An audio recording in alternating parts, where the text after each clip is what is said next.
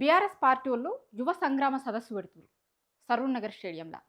సరూర్ నగర్ స్టేడియంలోనే ఎందుకు పెడుతుర్రు అంటే, గదే సరూర్ నగర్ స్టేడియంలో కాంగ్రెస్ పార్టీ అధికారంలోకి రావడానికి ముందు అంటే వాళ్ళు ఎన్నికల ప్రచారం చేసుకుంటారు కదా, ఆ ప్రచారంలో ప్రియాంక గాంధీని తీసుకొని వచ్చి ఏ సరూర్ నగర్ స్టేడియంలో అయితే యూత్ డిక్లరేషన్ ఇచ్చిరో అదే సరూర్ నగర్ స్టేడియంలో కాంగ్రెస్ పార్టీ ఇస్తాము అని చెప్పి నిరుద్యోగులని విద్యార్థులని మోసం చేసిరు కదా, ఏ వేదిక మీద నుంచి అయితే అనౌన్స్ చేసిరో గదే వేదిక మీద నుంచి ప్రభుత్వాన్ని ప్రశ్నించేందుకు సిద్ధమవుతున్నారు. అయితే ఇప్పుడు ఎవరికన్నా భయం ఉంటే కనీసం భయం ఉన్న లెక్క బయట పడకుండానే ఉంటారు. కానీ ఏందో కానీ ఈ ప్రభుత్వం ఆ భయాన్ని పదే పదే బయట పెట్టుకుంటుంది చాలా సందర్భాలలో.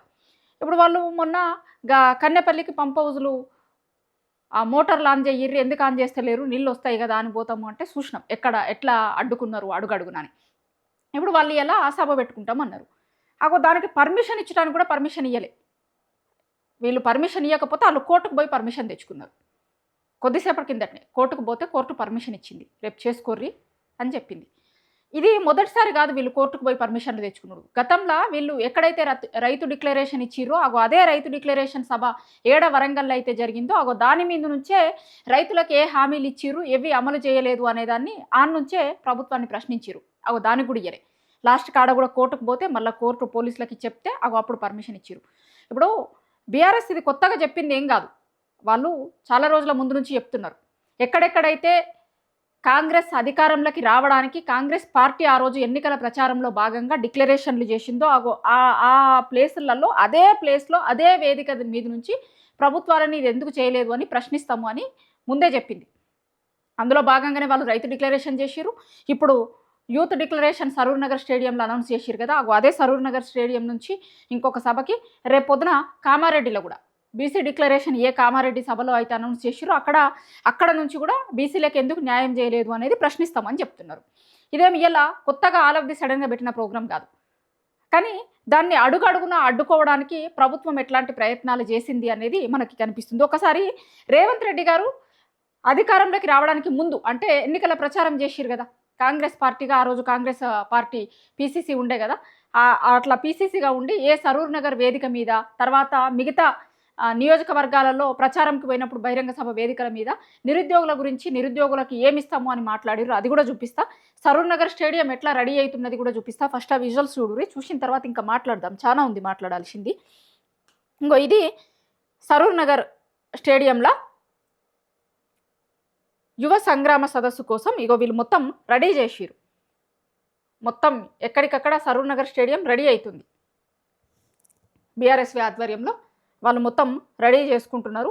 ఒక దిక్కు నిరుద్యోగులు మాట్లాడుతున్న మాటలు కూడా చూస్తున్నాం మనం 2 రోజుల నుంచి. ఎందుకంటే 2.5 ఏళ్ళు ఓపిక పట్టిరు, ఇంకెన్ని రోజులు ఓపిక పడతారు? ఎవరికైనా సరే ఓపిక ఎంత ఉంటుంది? ఎవరైనా నశిస్తుంది కదా ఎవరికైనా ఓపిక. సరే ఫస్ట్ సంవత్సరం అంటే మేము గీయాలనే అధికారంలోకి వచ్చినాము, ఇంకా కొంచెం టైం కావాలి అంటే ఓపిక పడతారేమో ఎవరైనా సరే. అయినా సరే అది కూడా వాళ్ళు ఏం చెప్పిర్రు, ఫస్ట్ సంవత్సరమే చేస్తామని చెప్పిర్రు.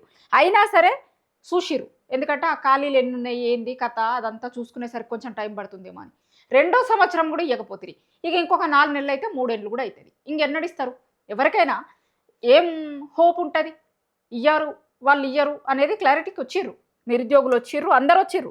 తెలంగాణలో ఉన్న ఆల్ సెక్షన్ వచ్చేసింది. ఇది రేపటి సభ కోసం వీళ్ళు రెడీ అవుతుంది. ఒక్కసారి రేవంత్ రెడ్డి గారు ఏం చెప్పారో చూపిస్తా. అసలు ఈ యూత్ డిక్లరేషన్ ఎవరితో ఇప్పించారు? ఇక్కడోళ్ళు ఎవరన్నా చెప్తే నమ్ముతారో నమ్మరో అనుకున్నారో వాళ్ళ ప్రియాంక గాంధీ గారిని తీసుకొని వచ్చి ఇప్పించారు. ఏం చెప్పారు ఆ రోజు?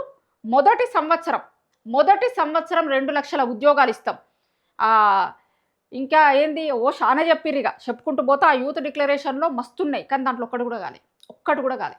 మొత్తం ఎన్ని ఖాళీలు ఉన్నాయో ఏందో అంతా తీసి జాబ్ క్యాలెండర్ రిలీజ్ చేస్తాం, నియామకాలు కూడా పూర్తి చేస్తామని చెప్పారు. అసలు జాబ్ క్యాలెండర్ వేయలే ఇవాళటి వరకు. మళ్ళీ ఏమన్నంటే మీది నుంచి మళ్ళీ ప్రభుత్వంలో ఉన్నోళ్ళు ఏం మాట్లాడతారు, క్యాబినెట్లో ఉన్నోళ్ళు ఏం మాట్లాడతారు చూస్తూనే ఉన్నాం మనం. ఒకరు ఏం మాట్లాడతారంటే మేము ఫస్ట్ ఇయర్ వేస్తాము అని చెప్పలే 2 లక్షల ఉద్యోగాలు, మా టర్మ్ అయిపోయేంత వరకు వేస్తామని చెప్పినామని ఒకరు అంటారు. ప్రభుత్వ ఉద్యోగాలు ఇచ్చుడు కుదరదు అని ఇంకొకరు అంటారు. ఇంకొక మాట ఇక వాళ్ళకి ఎంత దోస్తా అంత మాట్లాడుతున్నారు. ఒకసారి రేవంత్ రెడ్డి గారు ఏమన్నారో చూపిస్తాను నేను మీకు. ఇది రేవంత్ రెడ్డి గారు ఆ రోజు ఎన్నికల ప్రచార సభలలో చెప్పింది ముఖ్యమంత్రి అవటానికి ముందు.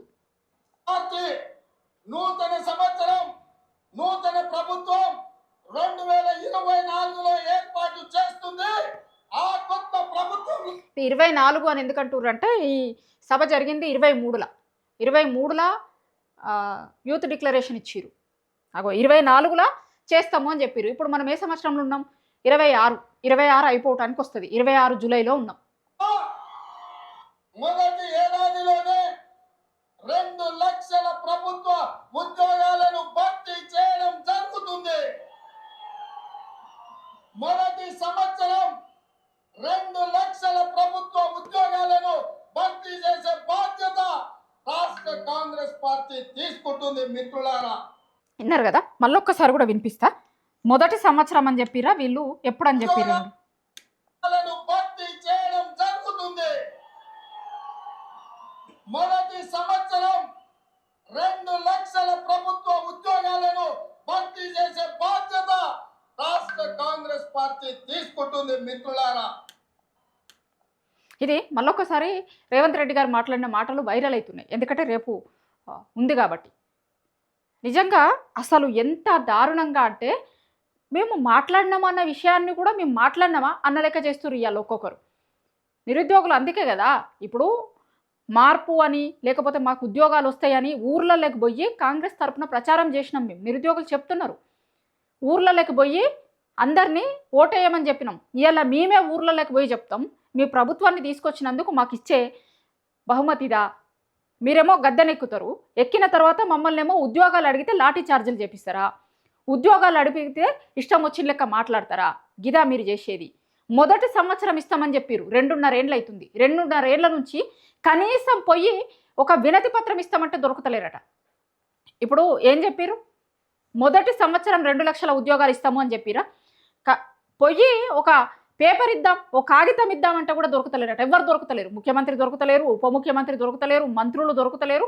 లాస్ట్కి ఆ నిరుద్యోగుల దగ్గరికి వచ్చిన ఇప్పుడు ఎమ్మెల్సీలు అయిన వాళ్ళు ఉన్నారు కదా, కొంతమంది పదవులు పొందిన వాళ్ళు ఉన్నారు చూసిరా, వాళ్ళు కూడా దొరుకుతలేరట లాస్ట్కి.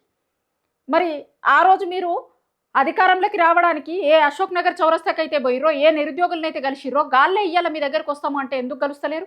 ఇప్పుడు నిజంగా మీరు ఇస్తే గనక, లేకపోతే ఇచ్చే ఉద్దేశం ఉంటే గనక ఎందుకు చేస్తున్నారు ఇట్లా? ఇప్పుడు ఇచ్చే ఉద్దేశం లేదు అనేది క్లారిటీగా అర్థమవుతుంది కదా. అందుకే ఇవాళ మళ్ళొక్కసారి నిరుద్యోగులందరూ కూడా జంగ్ సైరన్ ఊదేందుకు సిద్ధమవుతున్నారు. నిజానికి తెలంగాణలో ఉన్న అన్ని సెక్షన్లను ఇట్లనే చేసిరు. ఇప్పుడు రైతులకు ఇస్తాము అన్నది రైతు డిక్లరేషన్ పేరుతో అట్లనే చేసిరా, బీసీలకు ఇస్తాము అన్నది అట్లనే చేసిరా, యూత్ డిక్లరేషన్ దీని కథ ఏంది మనం చూస్తూనే ఉన్నాం కదా. ఇక ఆ యూత్ డిక్లరేషన్లను అయితే ఏవి పడితే అవి ఇచ్చిరు. ఏంది 18 ఏళ్ళు నిండిన వాళ్ళకి, చదువుకునేటోళ్ళు ఉంటే, ఆడపిల్లలు ఉంటే ఎలక్ట్రిక్ స్కూటర్లు ఇస్తామని చెప్పారు. స్కూటర్ల సంగతి ఏంటిది చూస్తూనే ఉన్నాం కదా మనం. ఇవాళ అంటే ఎన్ని హామీలు ఇచ్చిర్రో ఒక్కటి కూడా కనీసం ఇప్పుడు ప్రభుత్వాలకి ప్రతి సంవత్సరం కొంత చేసుకుంటూ పోదాం, లేకపోతే కొన్ని ఫిల్ చేద్దాం అనే నన్ను ఉంటుంది. కానీ ఈ ప్రభుత్వం ఎట్లా తయారైంది అంటే, ఇచ్చిన మాటల్ని మొత్తం మేము ఇవ్వలేదు అన్న లెక్క ఊకుంటే అయిపోతుంది కదా అనే లెక్క తయారైంది. కానీ జనాలకి గుర్తుంటాయి కదా, ఇవాళ మీరు మాటలు ఇచ్చి అధికారంలోకి రావచ్చు, మాట ఇచ్చి మాట తప్పొచ్చు, కానీ జనాలు గుర్తుంచుకుంటారు అన్నీ. మీరు ఏమని చెప్పారు, ఏం చేస్తలేరు అనేది వాళ్ళంతా గుర్తుంచుకుంటారు. కానీ ఇప్పుడు టైం కాదు కదా, ఇప్పుడు టైం లేదు కదా. ఇప్పుడు ఎన్నికలు వచ్చినప్పుడు మీరు ఏ ఎన్నికల రోజులైతే మీరు ఈ హామీలు ఇచ్చిరో, మళ్ళీ రేపు పొద్దున ఏ ఎన్నికలు వస్తాయో ఆ ఎన్నికలలోనే మేము సమాధానం చెప్తాము అంటారు. అందుకే కదా ఇప్పుడు ఎక్కడ ఉప ఎన్నికలు జరిగినా, ఏం జరిగినా నిరుద్యోగులు వచ్చి నామినేషన్లు వేస్తారు. చూసినాం కదా మనం. గతంలో ఆ జూబ్లీహిల్స్ ఉప ఎన్నిక జరిగినప్పుడు వేసిర్రు, ఇంకా రకరకాల ఎన్నికలు ఎప్పుడు వచ్చినా ఏ టైంలో వచ్చినా కూడా మేము నామినేషన్ వేస్తాము అని చెప్తున్నారు కదా నిరుద్యోగులు. ఇప్పుడు ఇచ్చిన హామీలలో కనీసం కొన్నన్న 2.5 ఏళ్ళు అవుతుంది. అంటే గవర్నమెంట్కు ఒక సగం పీరియడ్ అయిపోయింది, ఇంకొక సగం పీరియడ్ ఉంది. ఇప్పుడు సగం పీరియడ్లో ఇయ్యనోళ్ళు ఇంకొక సగం పీరియడ్లో ఇస్తారని నమ్మకం ఎక్కడి నుంచి ఉంటుంది? కనీసం ఇప్పుడు వీళ్ళు మేము 60,000 ఉద్యోగాలు ఇచ్చినాం, ఏదో 70,000 ఉద్యోగాలు ఇచ్చినామని చెప్పుకుంటారు కదా, అవి కూడా వీళ్ళు ఇచ్చినాయి కాదు. గత ప్రభుత్వము నోటిఫికేషన్ వేసి ఎగ్జామ్ పెట్టి నియామక పత్రాలు ఇచ్చుడు ఇయ్యలే.